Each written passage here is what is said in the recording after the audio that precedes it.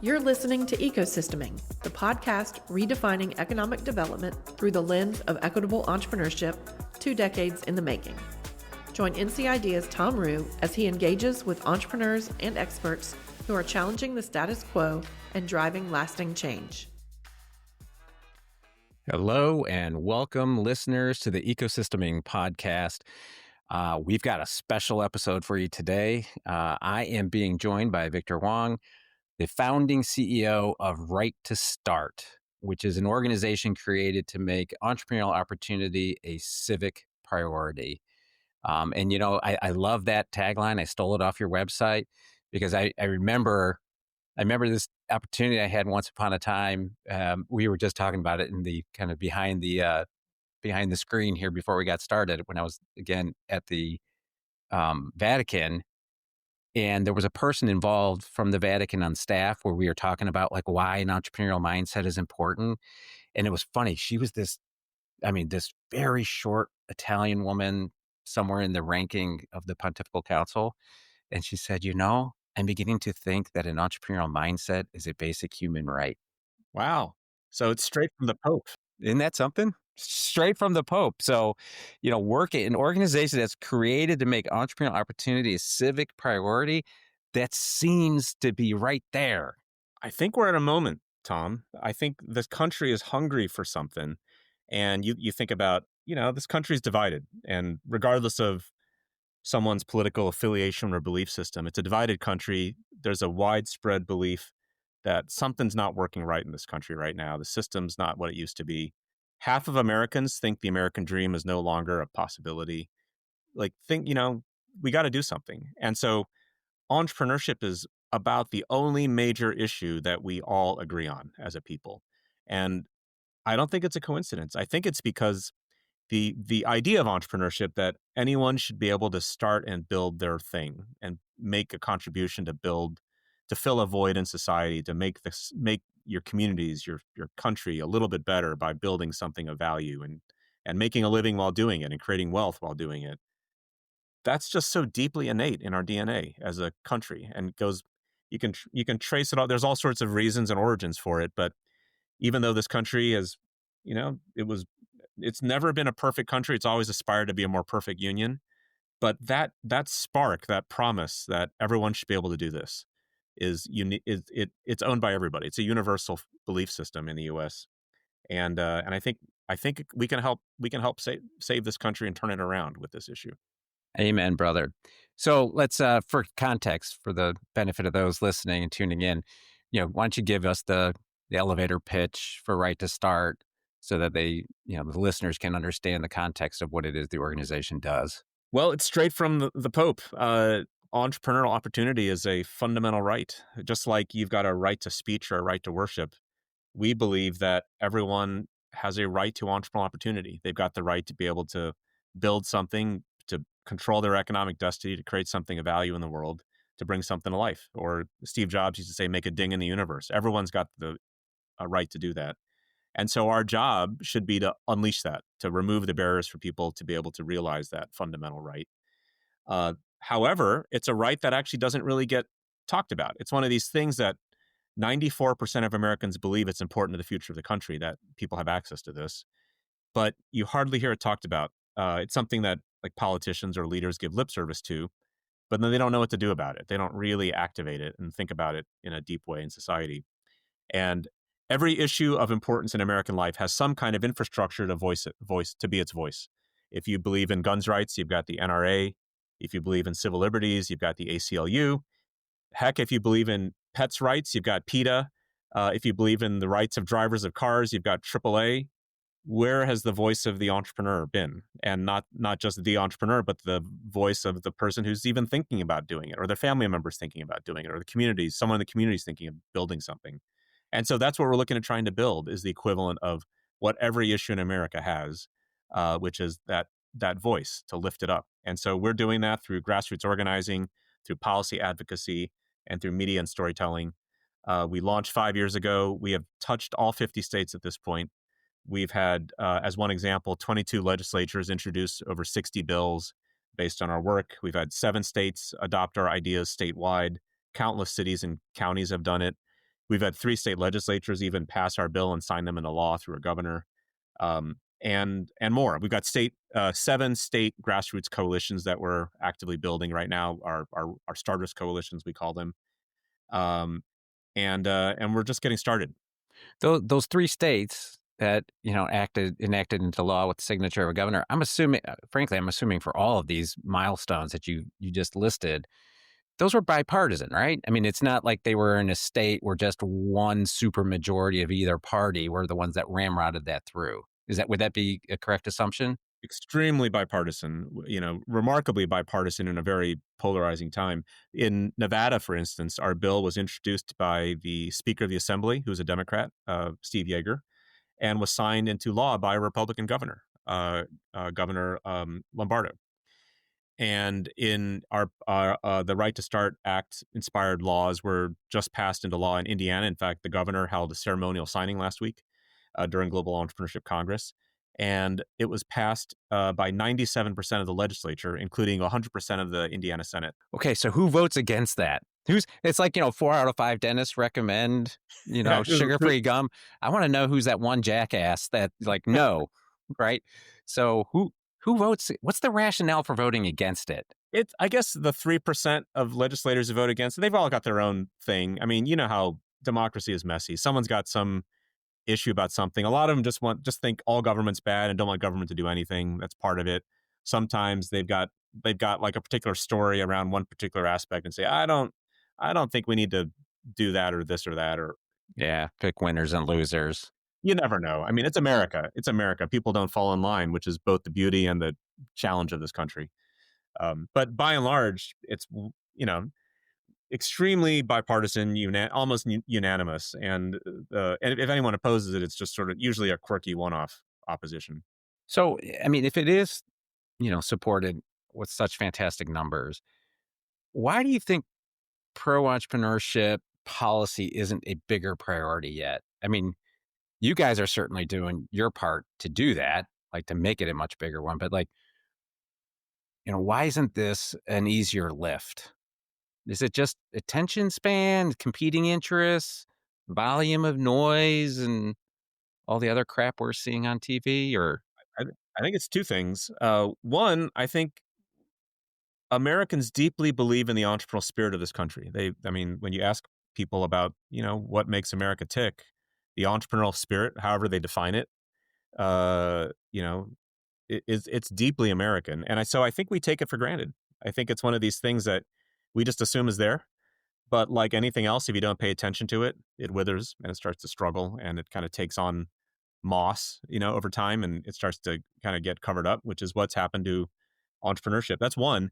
The other part is, well, in America, the way things get done is through organized interest. We're not a pure democracy. We're a special interest-based democracy. People have to organize to have their voices heard. And entrepreneurs, by their very nature, they have no time and no money to have their voices heard. And it changes every day. There's new people starting a business, and they didn't know how hard it was till they got into it. And so it's like a constituency that's in constant flux, that has no resources to speak up for itself.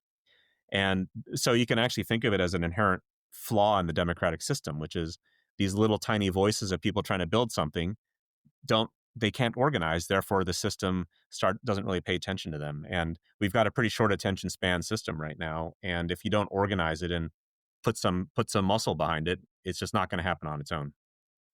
Yeah, I think you're spot on. And I should mention for listeners, you and I have several things in common, and this has been a curious... Beyond being charismatic and handsome and charming in many ways. Well, I didn't want to brag, but yes, beyond those things. And it's been curious because it's been happening with more and more of the guests. We're both first-generation sons of immigrants. We both traveled extensively across the country and around the world preaching the gospel of entrepreneurship. And we both have served as past vice presidents of entrepreneurship. at the Kauffman Foundation. Very hallowed legacy of people. Hallowed legacy, good company. Although I have to confess, even though I too have been commencement speakers at even community colleges, NPR has never proclaimed one of my commencement addresses as one of the best ever made, which you can boast. So I'll take 3 out of 4, coincidences. But back to just not being such a jerk here. Let me ask you something. We've got the good fortune of knowing you very well. Obviously, you keynoted our statewide Global Entrepreneurship Week Summit. I think year before last. Probably due to get you back. There's a few exciting things you got in the works that I'm sure will coincide with Global Entrepreneurship Week. But I know that y'all focus on changing minds, changing policies, and changing communities. So here's my question: as probably one of the preeminent experts doing this work, in the country and beyond, what goes first? Do we change communities, and as they change, the pressure is upward to change policies, or can changing policies impact and change communities? That's actually, we have this internal, organizations are supposed to build theories of change, which is another way of saying strategy. So we have this strategic discussion all the time, which is chicken and egg. What goes first? Changing minds or changing policies or changing communities and how people organize? And I think it ends up being, it all intersects, because when you change minds, then people are able to speak up more loudly, and therefore they get more active, and therefore you change policies. But it's also true, when you change policies, it creates momentum, and people start changing minds because they start seeing the signaling effect of, oh, this is a real thing. These are ideas of importance. So what I think we've come to the conclusion that you motivate people by changing minds and giving them means to organize, and you change communities, that leads to policy change. And so that's the medium-term goal, is to actually get people moving to try to drive significant, tangible, practical changes. But ultimately, we don't win as a country, as a society, unless we ultimately change minds in a deep way.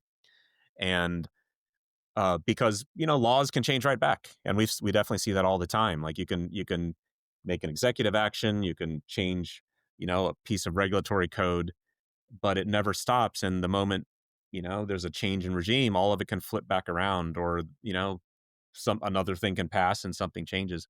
So ultimately, what we want to do, and there's sort of a method, there's a methodology to calling it a right, because we shift it. The goal is to shift entrepreneurship away from being like another set of issues fighting for a piece of the pie, which is actually how we often get treated historically within the American landscape, because they're used to it. We've actually heard, we've talked to political leaders, and they'll say, like, we're so used to people coming to us and saying they're looking for a carve out and looking for the subsidy for this or that program. But you guys are coming at us very differently. You're talking about an issue with broad-based application across many aspects of American life that can benefit everybody, that has huge ripple effects across an entire economy. And so it's a really different kind of issue. It's not like we're looking for a carve out or a piece of the pie. It's not one fund or one program or one subsidy is going to do it for entrepreneurship. We've got to look at the whole range of things, from regulation and red tape and tax policy to economic development to procurement to healthcare to childcare to educational reform to a whole host of pretty much workforce issues. There's kind of an endless set of issues that affect entrepreneurs. And so the question is, how do we shift it to where it becomes an issue that people start to own and start to care about? And so by calling it a right, Americans and human beings, they don't forget their rights. Once you help them realize, once you see a right, they never let it go. They're like a dog on a bone. Some very specifically so. Yeah. And so it's an intentional opening up of the eyes that this is actually about. This is a basic right. We're not just looking for a little carve out. We're not looking for another program. We're looking for a fundamental shift in how our society thinks of this issue. Hearing you say that and frame it that way, it's kind of entrenches one of my, whatever you want to call it, priorities or anxieties, actually, in what we used to call smokestack chasing, classic economic development, right? Where states have been, I mean, racing to the bottom on this, have no problem taking tax dollars and just lavishing large existing multinational companies with hundreds of millions, if not billions of dollars, in incentives and resources to bribe them. I mean, sorry, to encourage them to move to your state, right? And nobody bats an eye. Nobody's complaining like, oh, government shouldn't be picking winners and losers. And look at the jobs being promised, 2,400 jobs for, the low price of a $600 million incentive package. I've never been able yet, and maybe it's my charming personality, air quotes, charming, that people don't find or see the obvious disconnect in that. Right. And so when you keep saying, you mentioned a couple of times getting that small piece of the pie. Oh man, you're not kidding. It's more like the crumbs that are left in the tin before you throw it in the sink to get washed. Right. And your constituents, our constituents, the people we serve, right, especially in our ecosystem work, I mean, they feel so almost undeserving, right, to ask for just a little bit of financial support. Like, if you're going to bet so much on this strategy, why not hedge your bets at least? I'm trying to float an idea in the state of North Carolina, and maybe it needs to be in the expert hands of Right to Start. This changing mind strategy, amateurish as it is, I'm trying to say, how would it be? Can we find the political will to have a discipline in our economic development portfolio where we say, hey, you want to go chase the big co's, go for it.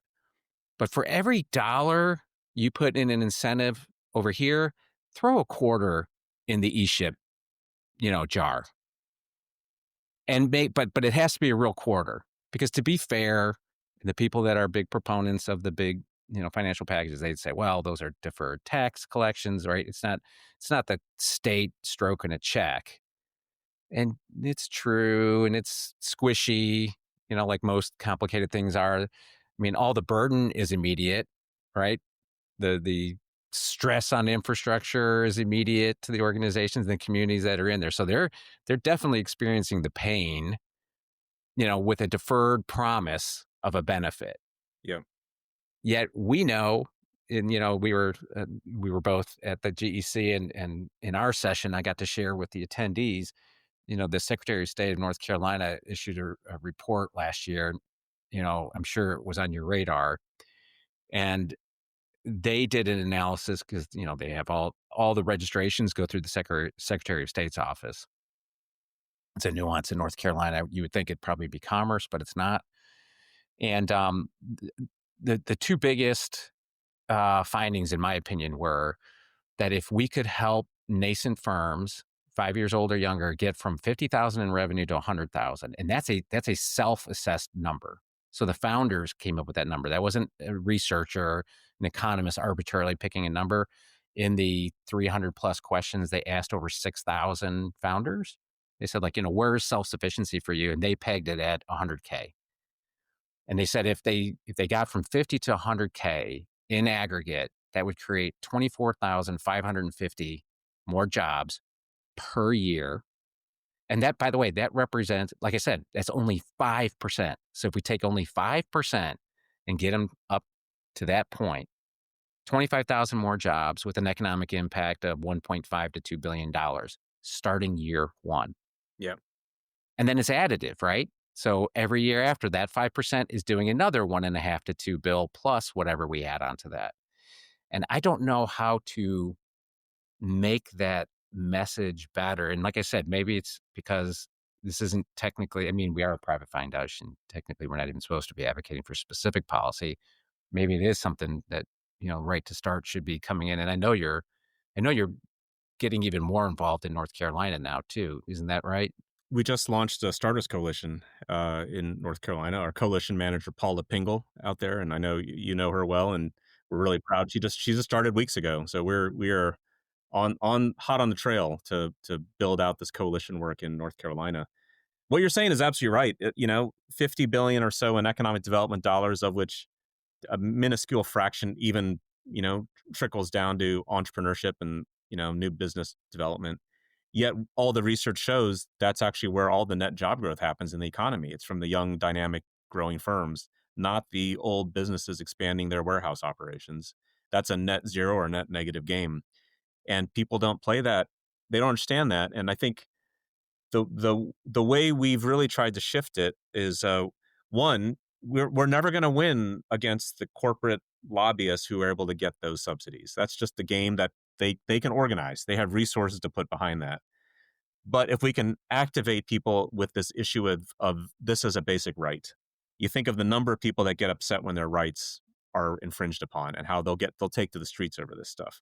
So we need to wake people up on this issue that this is something that affects everybody, and we do talk about it as a 5% issue, just like we call it 5% to start. Just like cities will sometimes do 1% for the arts, we say, look, if you're going to do economic development support, for every dollar, put a nickel on entrepreneurship.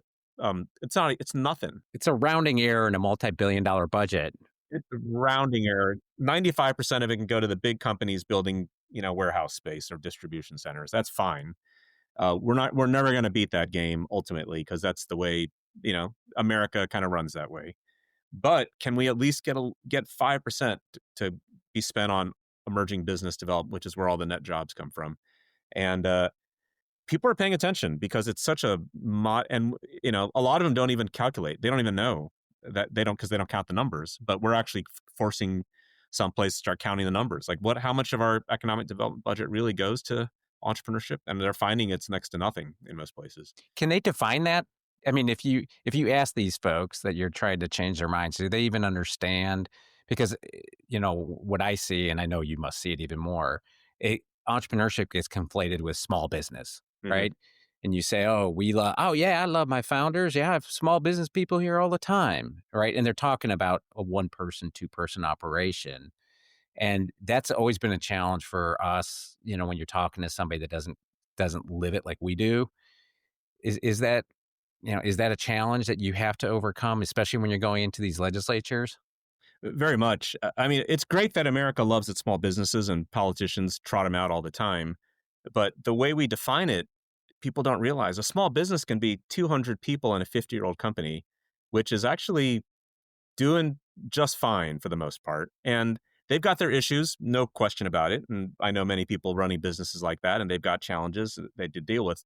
But it's so different than the challenges of one person building something on their kitchen table, or a garage tech startup, or or a 5-person company trying to grow to the next level, or even a 20-person, restaurant trying to build something bigger. It's very, very different. The issues they deal with are different, from capital issues to red tape issues to healthcare issues. I mean, it's just a whole different regime of problems and challenges. And so we have to reframe it as it's not just small businesses, which are, of course, have their role, but also new and young businesses are also critical too. And that's a whole different thing. You've got to pay attention to it. It doesn't just, if you help a 200-person company, it's not the same as helping a 3-person startup company. Agreed. It's that scale differential. Speaking, of the numbers, we live, again, our industry, so to speak, thrives on data. And so as I was preparing for today's discussion, I wonder where Victor weighs in on this. Like, again, we just finished the big GEC. Startup Genome, just published its updated rankings, global rankings, right, of communities. And then there's Startup Link, and then there's a few other indices that are out there. And of course, there's always the random listicle that comes through your, Google News feed every now and again. Do you think those help our cause, are neutral to it, or do they, because like at the state level, right, and it's already happening because Startup Link, they dropped, or not, sorry, Startup Genome dropped their big update, I think. And I'm already seeing sniping, in the state in a collegial way, right? Like, oh, Wilmington versus, Charlotte, because they're in the same, kind of relative group of 41 to 50 in the emerging markets. I think the research triangle, we still haven't hit escape velocity out of the emerging category, but we're 4th now.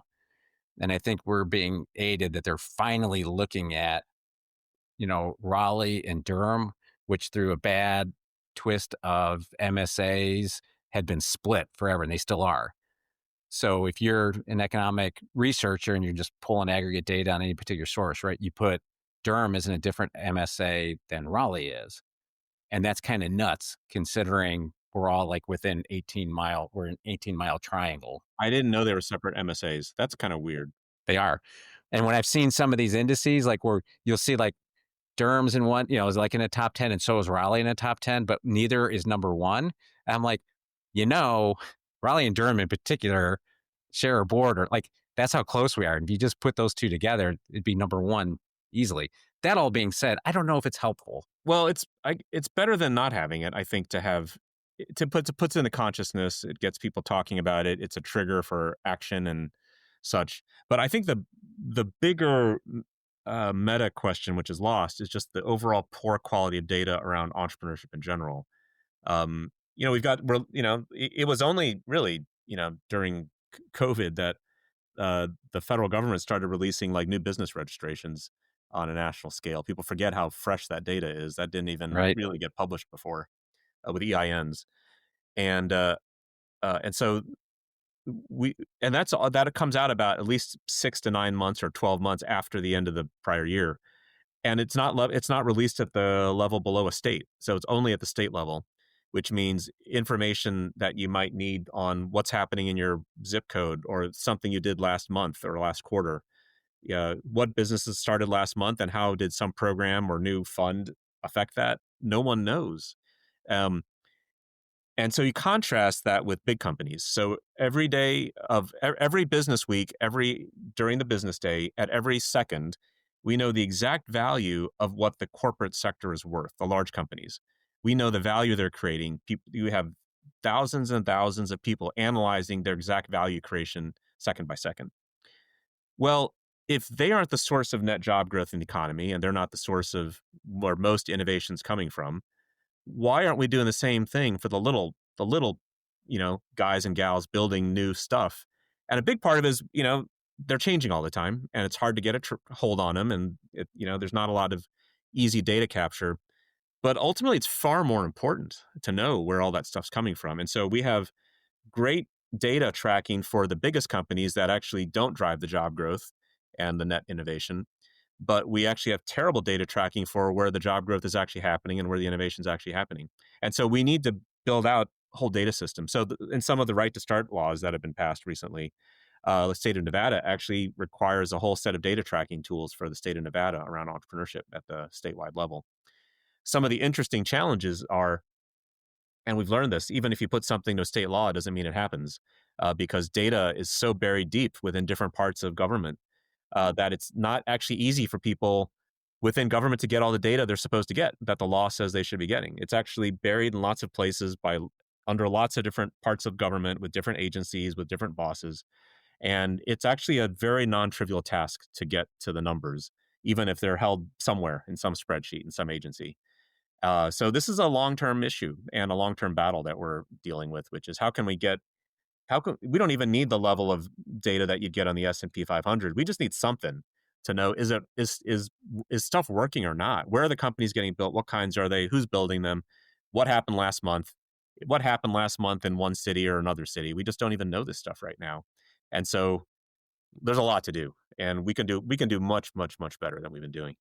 It's curious that you said that, because that's actually tracked with my experience here. I'm working on my 10th year, and I've been asking for this data because, again, we both worked at an organization that used to value data and would fund it and invest in it. And, when I think the hundreds of peer-reviewed journal articles that, cited Kauffman data back in the day, it's hard to even place a value on what good that has done to our field, which is to say a lot.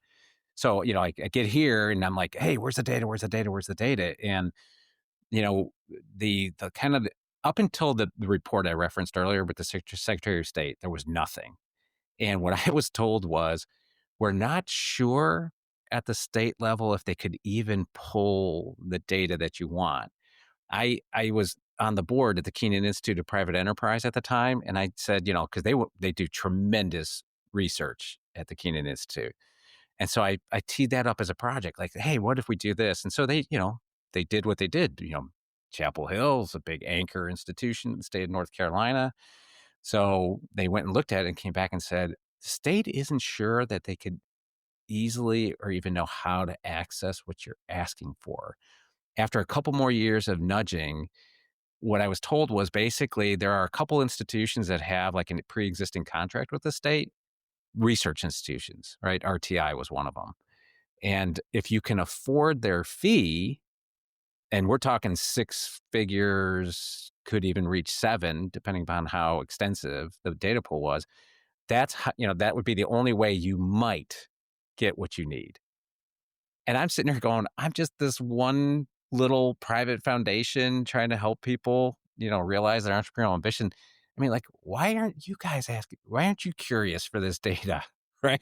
It should be some of the most important data in economy, which is the leading indicator of job growth and innovation development.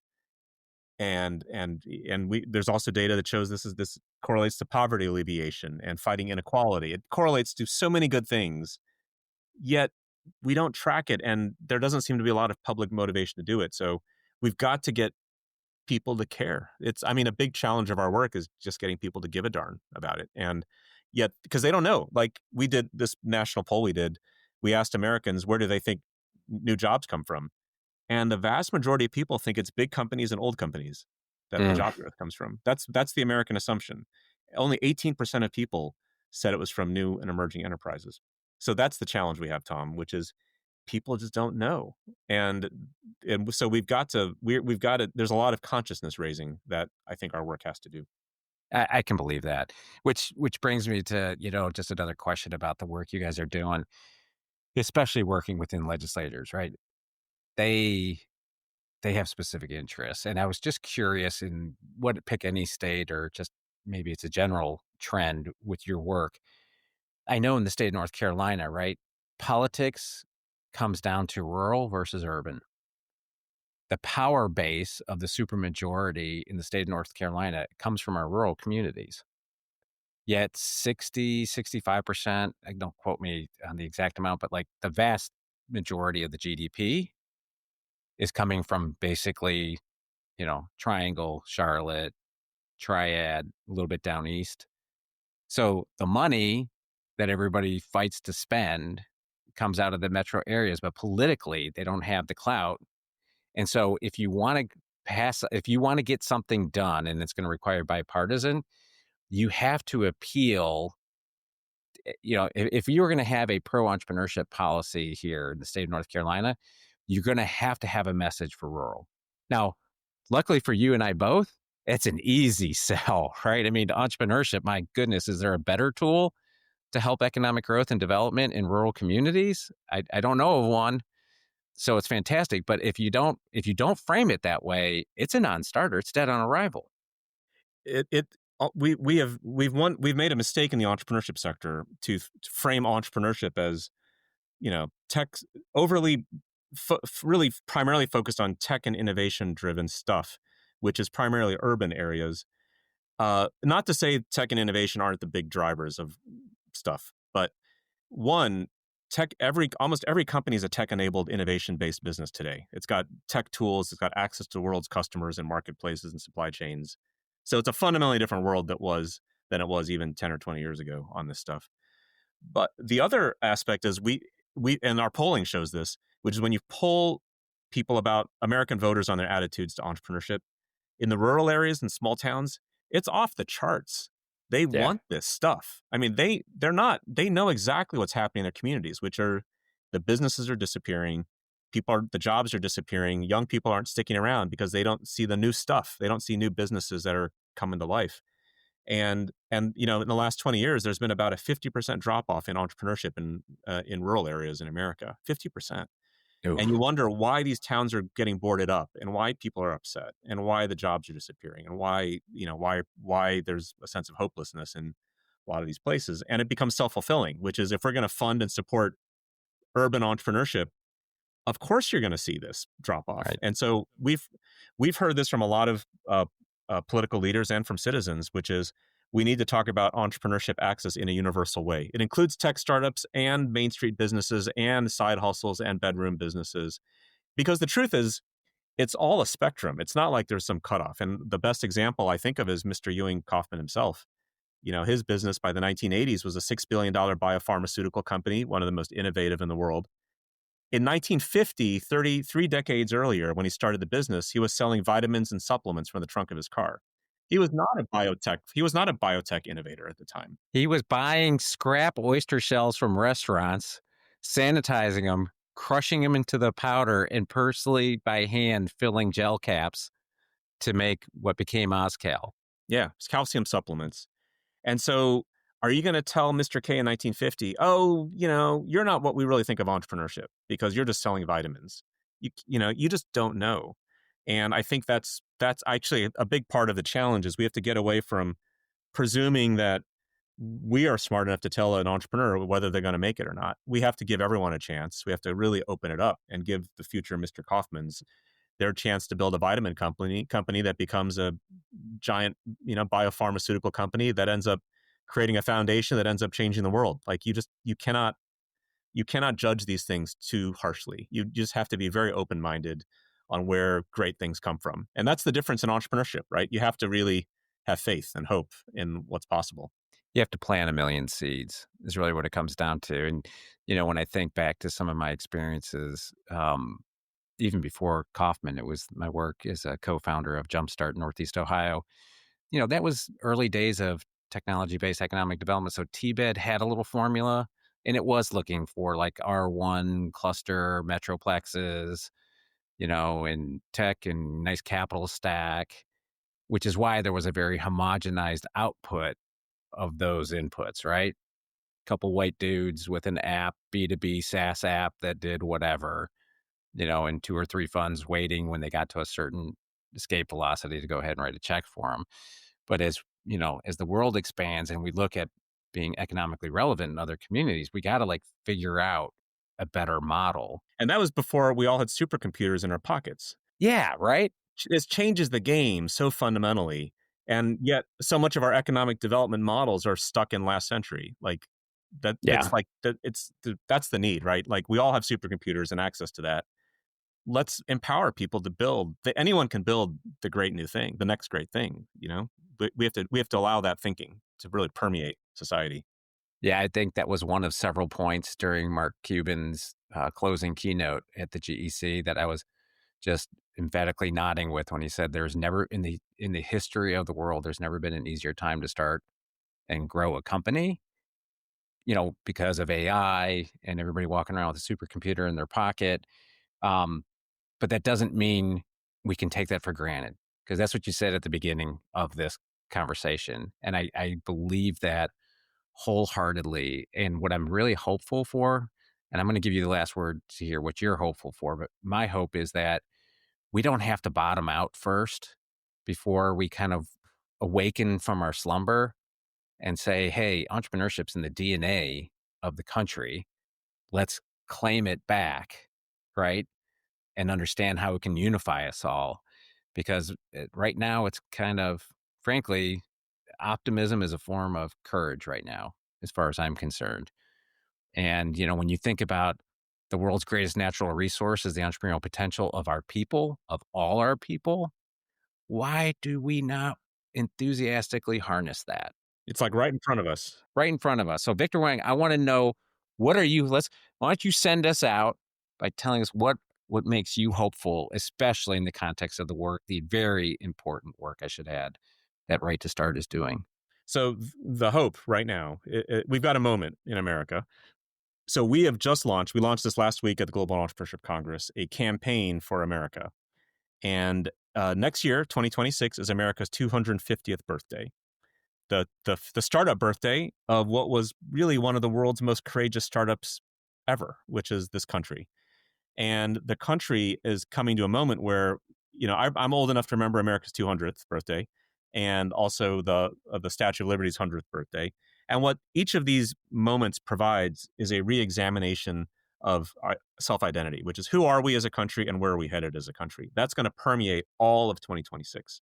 So we've launched this campaign to take advantage of celebrating America's 250th. We call it America the Entrepreneurial.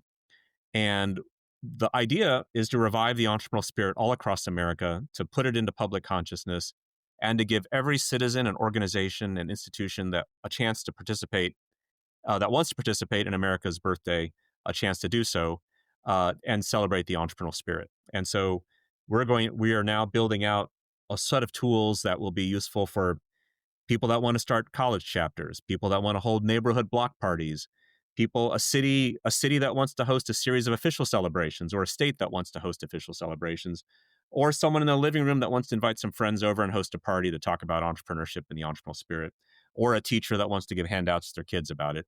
We're building out this campaign that's going to let everyone join this effort. So you can come to the website if you want to be part of this 250 celebration coming up.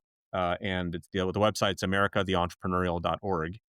We just kicked off. We've got an advisory council that includes some of the giants in entrepreneurship, from Steve Case and a number of founders of great companies, from the founder of Dermalogica to Bonobos to great leaders. We have ex-governors on board, ex-mayors. Andrew Yang is on board, the head of Inc. and Fast Company magazines, is part of the council. We're just getting started. We're just kicking this off now.